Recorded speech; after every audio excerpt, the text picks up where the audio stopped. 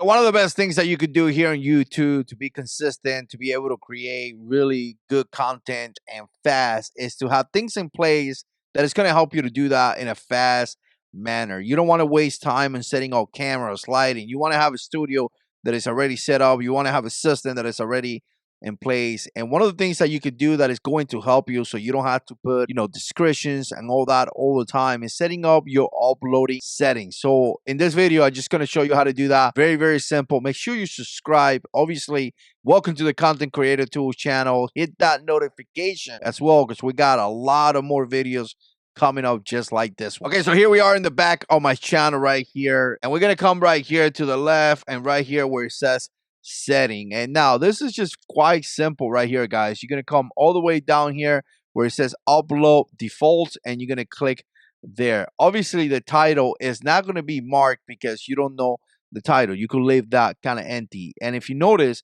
I've done a lot of things here, like in this video, comma, and then I have, thanks so much for watching. Stay tuned for more videos. So again, I don't even have to write that. When I upload the video, all I have to do is put the title, write a little bit of description here, and then all this is going to be already copied. So again, I don't have to copy from video to video. This is already there in place. All the information that I needed, really, really simple. And again, it's going to save you some time. If you go down, I got this here on private. And the reason why I have this on private is something that you should do. Upload the video, put it on private, schedule the video, or do whatever you do into the video, and wait a second because YouTube has to process that video. If you release a video right away, again, your audience may be watching that video at a lower resolution. So again, you want to upload the video, you want to give YouTube the opportunity to process that video, and then you want to release the video. And to tell you the truth, a good strategy is to have multiple videos, schedule them so you don't have to work on today's video. You could be working on a week from now video. Obviously right here, tags, I have Content Creator Tools, the name of this channel. But if you have all the tags that are pretty